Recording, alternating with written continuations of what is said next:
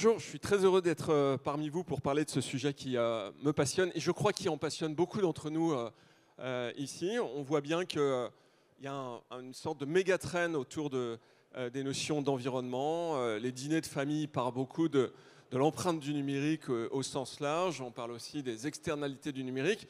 Donc il y a déjà un premier sujet qui, je crois, mérite d'être éclairé, c'est la différence entre Green IT et IT for Green.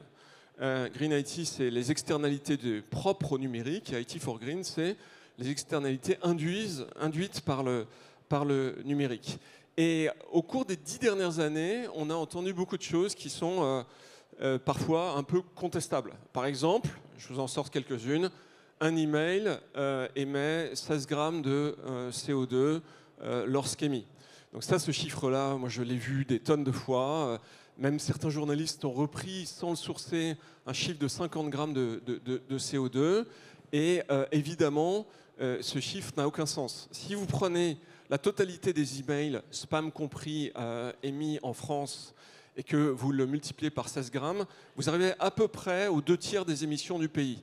Donc ce qui vous démontre par l'absurde que ce chiffre est faux. En réalité, on ne sait même pas bien évaluer l'empreinte des mails tellement celle-ci est probablement faible. C'est des morceaux d'infrastructures dans des data centers et c'est certainement marginal par rapport à tout un tas d'autres usages. Après, on a entendu un autre chiffre qui était à l'égard de la consommation de Netflix. Alors là, pareil, on a eu des chiffres subconséquents assez significatifs. On a dit Netflix, regarder Netflix pendant une demi-heure, c'est l'équivalent de faire 16 km en voiture. Puis par la suite, on a dit, en fait, c'est plutôt 6 km. Et puis, en réalité, ce qu'on s'est rendu compte, c'est que regarder Netflix pendant une heure, c'est à peu près aux alentours de 40 grammes de CO2, c'est-à-dire la même quantité de CO2 que vous émettez quand vous respirez. Donc c'est tout à fait marginal. Alors ça ne veut pas dire qu'il ne faut pas faire attention à l'empreinte de cette technologie, mais il faut réseau garder et il faut essayer de remettre ça à sa place. Au travers du temps, on a eu beaucoup de rapports qui sont sortis sur quelles sont les émissions de CO2 de l'ensemble des technologies numériques à l'échelle de la planète ou à l'échelle de certains pays. Donc là, vous voyez ces principaux rapports. On voit que, contrairement à ce qu'on entend très souvent, la moyenne, enfin les rapports oscillent entre 2 et 2,5%. Je vous rappelle que ce que vous lisez dans la presse, c'est 3%, 3,5%, voire 6% pour certains à cet égard. Et donc, encore une fois, il faut remettre ça en perspective à cet égard. Les rapports les plus récents sont aux alentours de 2,5%. Et pour la France, on parle également de 2,5% en moyenne de consommation à cet égard. Alors quand on vous dit le CO2 c'est équivalent à l'aviation, non, c'est pas vrai. L'aviation c'est plutôt 3,2% avec un effet induit qui est aux alentours de 8%. Parce qu'il y a des enjeux physico-chimiques lorsque vous mettez un avion en haute altitude qui fait que sa part de réchauffement est bien supérieure à la quantité de CO2 émis. Et 3,2%, là où vous entendez souvent parler de 2% pour l'aviation, c'est parce qu'il faut que vous preniez en compte les infrastructures physiques au sol, dont l'impact est assez important. Alors ça, ce sont les études qui sont sorties récemment. Les deux études qui se dénotent à cet égard, c'est une étude de l'ONU, qui est très sensiblement au-dessus, à 3,5%, et puis une étude du Shift. Et je pense que c'est important de le dire parce que ces études sont très contestées par la communauté scientifique. Les deux d'entre elles sont remises en cause pour leur méthodologie. Et donc, on est quand même sur une perspective de se dire il y a une raison de penser qu'on se situe entre 2 et 2,5% d'émissions de CO2. La plus récente étude, qui est tout à fait à droite, vient de sortir. C'est une étude qui est faite par l'ADEME et qui situe les émissions de la France, qui est un pays développé, donc il y a beaucoup plus d'infrastructures numériques que la moyenne que l'on trouve à l'échelle de l'humanité, situe la France à 2,5%. Alors, dans les côtés positifs, il y a évidemment les sources énergétiques qui sont très peu carbonées. Et puis, dans les côtés, entre guillemets, négatifs, il y a le fait qu'on a plus d'infrastructures qu'ailleurs. Et donc, on est en droit de penser que Voilà, à une échelle planétaire, on est aux alentours entre 2 et 2,5% d'émissions de CO2. Donc ça, vous pourrez le répéter à l'envi lorsqu'on vous dira que le CO2, c'est une empreinte qui est extrêmement importante. Et encore une fois, je ne nie pas le fait de contrôler cette empreinte et d'essayer de la réduire. Là, les perspectives aujourd'hui, c'est, suivant les études, une croissance qui, on rajoute à peu près un tiers à un gros 40%. Donc l'Agence internationale de l'énergie voit une croissance qui est relativement significative. Il faut bien avoir à l'esprit que dans cette croissance, à l'échelle mondiale, 70% de l'impact, c'est la fabrication des équipements. À l'échelle de la France, c'est plutôt 90%, c'est la fabrication des équipements. Parce qu'encore une fois, l'énergie française, l'électricité française est particulièrement décarbonée, donc l'usage a une participation quasi marginale à cet égard. Et puis là encore, on a un acteur qui se démarque, qui est le Shift Project, donc qui passe de 4 à 8%. Et la raison pour laquelle, quand on lit cette étude, on a une différence aussi importante, c'est parce qu'ils ne prennent absolument pas en compte des dynamiques comme celle de la loi de Moore, qui fait que quand vous rajoutez un équipement, ce n'est pas linéaire. Vous ne doublez pas la quantité de capacité de traitement de signal, vous la démultipliez. Parce que entre il y a 2 ans et maintenant, cet équipement, il a intrinsèquement, mécaniquement, doublé sa capacité de traitement. Donc vous êtes sur un facteur 4 en réalité, si vous doublez votre nombre d'équipements sur une échelle de 2 années. Et donc cette loi de Moore, elle est extrêmement puissante. Vous voyez ici, entre le Intel 4004 qui avait 1600 transistors et puis le M1 ou le M2 de Apple qui en a plus de 100 milliards, eh bien, vous avez une dynamique qui est très constante sur une échelle de 50 ans et qui est exponentielle. Et donc très très dur à comprendre quand on vient de l'économie traditionnelle, du monde des phénomènes physiques traditionnels. C'est elle qui a permis de limiter de façon considérable les externalités du numérique au sens large. Si je prends un autre exemple que je trouve assez intéressant, qui est celui des data centers, là vous avez les facteurs de croissance du trafic entre 2010 et 2020. Vous voyez qu'on a un facteur 12 à peu près de croissance du trafic sur une échelle de 10 ans. Et évidemment, on n'a pas un facteur 12 d'émissions de CO2, sinon ce serait extrêmement préoccupant. Le taux de charge des data centers explose également, et c'est l'Agence internationale de l'énergie qui nous le dit. En réalité, la consommation de l'ensemble des data centers sur la planète, elle est flat. Elle est flat pour 2 raisons. D'abord parce qu'il y a ce degré d'efficience intrinsèque au data center, entre autres emmené par la loi de Moore. Mais il y a un autre phénomène qui est intéressant, c'est finalement l'optimisation des data centers. Auparavant, vous aviez des data centers un petit peu partout, répartis dans de très nombreux endroits, où la notion d'efficacité était relativement limitée. Et en centralisant, en cloudisant, vous arrivez à optimiser l'empreinte de ces équipements. Et ce phénomène-là, on le voit quand même dans de très très nombreux endroits à l'égard de ce qui se passe à Internet. Un autre, je trouve, une autre chose qui est intéressante, mais il y aurait beaucoup d'exemples que je pourrais donner, c'est par exemple le fait des infrastructures réseau. On aura tout à l'heure Thomas Reynaud, le CEO de Free, sur cette scène pour nous parler de tout ça. Mais les infrastructures télécom, c'est vraiment un très bon exemple d'optimisation.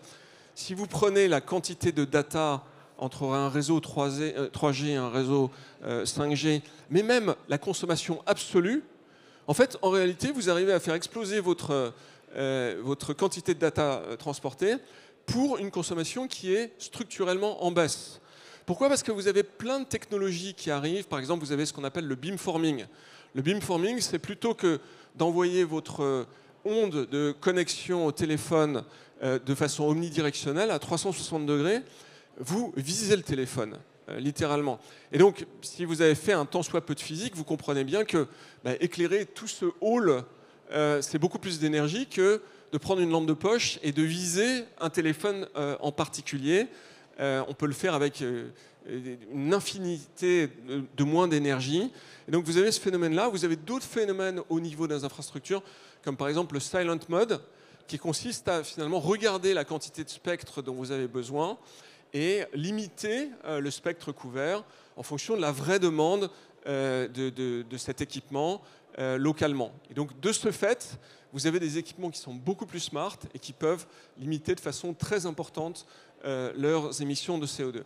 Alors, c'est vrai que tout ça, ce sont des innovations qui sont intéressantes, mais ça ne doit pas nous empêcher de concevoir que cet environnement doit être, je parle de l'environnement numérique, aussi vertueux que les autres et faire en sorte qu'il s'optimise progressivement.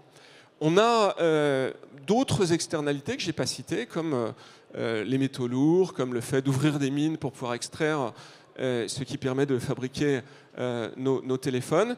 Et on voit bien qu'on est capable d'optimiser ça si on commence à faire cet effort. Jusqu'à présent, ça a été ce qu'on appelle en anglais un repas gratuit. C'est-à-dire que le fait de changer son téléphone tous les 8 mois, ce n'est pas un problème. Le fait d'acheter des télés qui font 2,50 m de diagonale, ce n'est pas un problème, etc., etc. Et donc, ce qui est intéressant, c'est qu'on commence à avoir l'introduction d'un signal prix, le fait que vous allez payer votre carbone quand vous achetez ces équipements, voire que vous allez payer d'autres externalités, potentiellement minières, et que vous avez un certain nombre d'acteurs qui décident de dépasser ce signal prix et de faire en sorte de le prévenir en se plaçant dans une perspective de qu'est-ce que ça sera en 2030 ou en 2035. Et donc, c'est très intéressant d'observer que de très grands acteurs, je pense par exemple à Apple ou je pense à Google, ont annoncé que leur perspective, c'était entre 2030 et 2040 pour Samsung, d'être net zéro. Net zéro, c'est très dur à faire. Donc on va voir comment ils s'y prennent. Mais c'est une industrie qui, à cet égard, est passée de « j'en ai rien à faire, ça ne me préoccupe pas » à « je veux devenir un des acteurs les plus vertueux qui soit ». Et on va regarder comment ça se fait. Alors ça, c'était pour vous parler du Green IT. Mais le sujet qui, me semble-t-il, est absolument passionnant, c'est l'IT for Green. C'est-à-dire, quelles sont les externalités du numérique. Alors évidemment, il y a des externalités négatives. Le fait que vous puissiez acheter un billet d'avion pour aller passer un week-end en Tunisie, certes, c'est dû à la performance des Airbus qui est de plus en plus efficace et de plus en plus économique pour vous emmener là-bas, mais il y a une grande part de cette croissance du trafic aérien qui vient aussi du fait que, en 3 clics, vous partez en vacances. Et donc il y a des externalités consuméristes qui sont considérables, on ne va pas se le nier, et qui sont pour ainsi dire pas mesurables parce que c'est dans chaque instant de notre quotidien que l'on observe ce genre de choses. Je pourrais passer un quart d'heure à vous donner des exemples d'externalités de ce type-là. Mais il y a aussi des externalités positives qui sont probablement tout aussi considérables. Quelque chose que moi m'avait frappé à la Commission européenne, c'est un chiffre qui était sorti il y a 4-5 ans, 3-4 ans, 2018 je crois, qui disait le taux de charge des infrastructures de transport en Europe a pris 20% en 20 ans. En d'autres termes, les camions qui se promènent sur les autoroutes européennes, auparavant ils avaient un taux de charge qui était de l'ordre de 60%, il est monté aux alentours de 80%. Et pourquoi ça ? Il n'y a pas d'autre explication que l'information, les systèmes d'information qui permettent de faire en sorte qu'un camion qui va à Marseille pour déposer une charge, maintenant il ne rentre plus à vide. Il va sur une sorte de marketplace sur laquelle il va trouver une charge, il va accrocher un truc, une remorque au tracteur et il va remonter avec une autre charge, ce qui va optimiser tous ces mouvements-là. C'est vrai pour les avions, c'est vrai pour les trains. Une compagnie aérienne qui veut survivre aujourd'hui, si elle n'a pas un taux de charge qui est supérieur à 75%, elle n'a aucune chance de s'en sortir. Et donc ça, c'est une contribution qui est très importante parce que ça veut dire que vous avez moins de systèmes qui circulent, vous avez moins de construction d'avions, de trains, etc., etc. La notion d'optimisation, elle est tout à fait fondamentale. C'est la même chose dans les immeubles de rapport. Vous prenez un immeuble de rapport, je pense qu'ici c'en est un, le taux de charge moyen d'un immeuble de rapport, c'est incroyable, c'est 23%. C'est-à-dire que l'endroit où vous travaillez, son taux d'usage, c'est 23%. Pourquoi? Parce que vous travaillez, peut-être vous plus, mais en moyenne 39 heures par semaine. Et donc, de ce fait, une semaine, ça dure, je ne sais pas, 150 heures, quelque chose comme ça. Donc, par définition, c'est très peu utilisé un immeuble de rapport. Et puis, il y a les vacances, et puis il y a les moments où c'est vacant parce qu'il n'y a personne qui l'occupe, comme c'est souvent le cas actuellement à la Défense. Donc, ce chiffre-là, il est vrai à l'échelle occidentale, c'est CBRE qui nous le dit. Il est plutôt en descente du fait du télétravail. Donc ça, c'est très préoccupant parce que, évidemment, on construit ces tours et tout ça, ça consomme du ciment. Le clinker, c'est extrêmement carboné. Et on se rend compte, et on voit ça dans les pays scandinaves, qu'avec de la technologie, qui ressemble un peu à un mélange de ce que pourraient être les systèmes de contrôle d'accès numérique avec du Airbnb, on arrive à augmenter ce taux de charge et à faire des bâtiments multi-usages avec pas de problème de confiance ou de dégradation autre que ceux que l'on maîtrise déjà à cet égard. Donc ça, c'est quelques grandes thématiques que l'on voit et qui sont quand même assez intéressantes. Mais moi, ce qui me passionne le plus, et ce qui, je crois, va changer le monde et va faire en sorte que le numérique deviendra la deuxième force de décarbonation après les systèmes de production de l'énergie. Je dis bien la deuxième force de décarbonation après les systèmes de production d'énergie, c'est-à-dire systèmes de production électrique, entre autres choses qui sont très carbonés en moyenne dans le monde et qu'on est en train de décarboner progressivement en mettant des ENR et du nucléaire. Et bien, directement après ça, on va s'appuyer sur le numérique et sur le machine learning pour faire ça. Pourquoi? Parce que la grande caractéristique des enjeux d'environnement, quand vous les regardez, c'est qu'ils sont quasiment systématiquement multifactoriels et séquentiels. Multifactoriel, ça veut dire que vous avez beaucoup de facteurs simultanément. Séquentiel, ça veut dire que ces facteurs évoluent dans le temps. Prenez par exemple un agriculteur.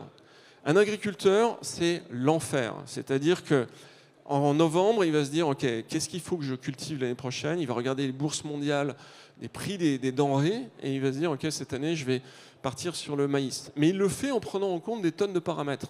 C'est quels sont les coûts des intrants, quel est le coût de l'énergie, quelle est la chance qu'il pleuve, à quel moment je dois commencer ma saison, quel type de mécanisation je vais mettre en œuvre à cet égard, quel est le coût de la main-d'œuvre, etc., etc. Et ces paramètres qui se comptent en centaines, je n'exagère pas, hein, parlez avec les gens de l'INRA, ils vous disent ça, un agriculteur ne sait pas les optimiser. Il en optimise une dizaine, et puis le reste, c'est au bonheur la chance. Et ça, c'est vrai à l'échelle mondiale. Je rappelle que 60% des terres immergées sont aujourd'hui utilisées par l'agriculture. Et ce que l'on se rend compte, notamment à Carnegie Mellon, dans une université de recherche agricole aux États-Unis, c'est que si on met des systèmes de machine learning sur les processus décisionnels, non seulement on arrive à accroître la productivité, mais on arrive à maîtriser les externalités. Alors les externalités, c'est évidemment les gaz à effet de serre. Il y en a 3 types différents au-delà du carbone dans le domaine agricole.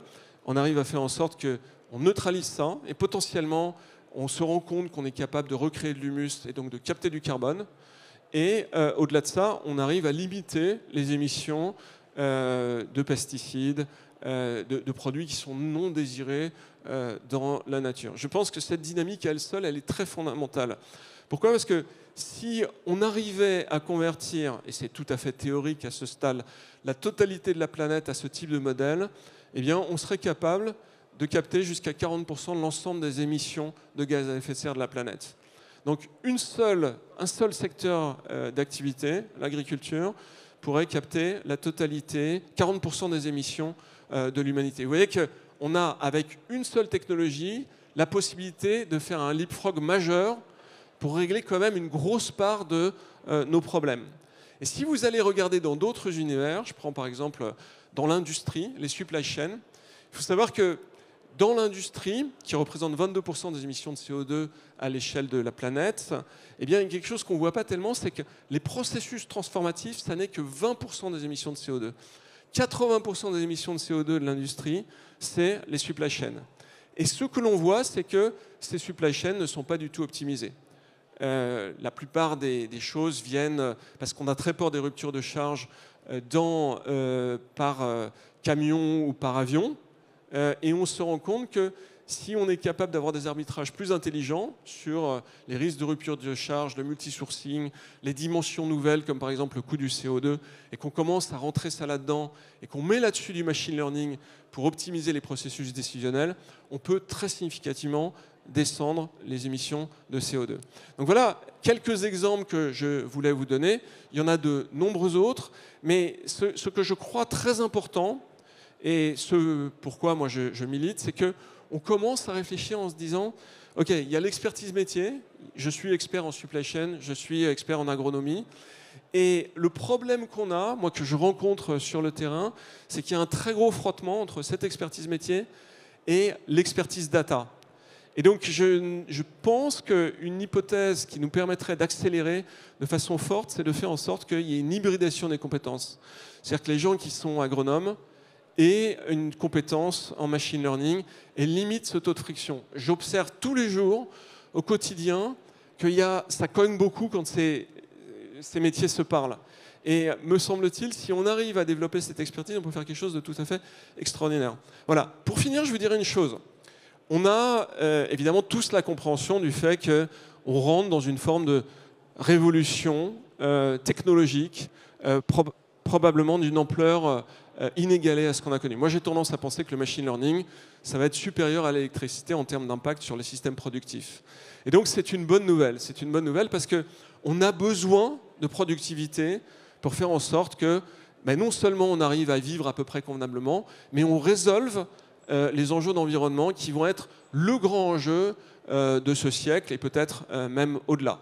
Donc ce surcroît de capacité de produire, on va l'affecter à l'environnement. Et donc c'est une bonne nouvelle qu'on ait cette révolution technologique qui arrive à ce moment-là. Et mon point qui me semble-t-il est important, c'est qu'on voit bien qu'aujourd'hui, l'Europe et la France en particulier, on n'est pas à l'avant-garde de cette révolution. On n'est pas très mal placé, mais on n'est pas les leaders comme on l'a été sur certains types de technologies. Et il y a une chose qui, je crois, pourrait permettre à ce pays de se différencier, c'est le fait qu'aujourd'hui, on a quand même une très grosse expertise dans pas mal de métiers de l'environnement. Donc on a des acteurs comme Veolia, Suez, SOR, etc., qui sont souvent des champions dans leur catégorie. Et à cet égard, on est tout à fait singulier. Ça singularise la France sur ce sujet. Puis au-delà de ça, dans le domaine de la production énergétique, eh bien, on a l'énergie la plus décarbonée quasiment au monde grâce au grid nucléaire. On a des acteurs qui sont des leaders dans le domaine de l'électricité, qui est, comme vous le savez, un facteur de décarbonation important. Donc, je ne sais pas si vous avez ça à l'esprit, mais Engie, EDF, Rexel, Sonepar, Schneider, Legrand, Hager, c'est des gens qui sont des très très belles sociétés, y compris à l'international, des leaders mondiaux souvent sur leur secteur. Et le vrai sujet, ça va être de faire transitionner tous ces acteurs dans le machine learning.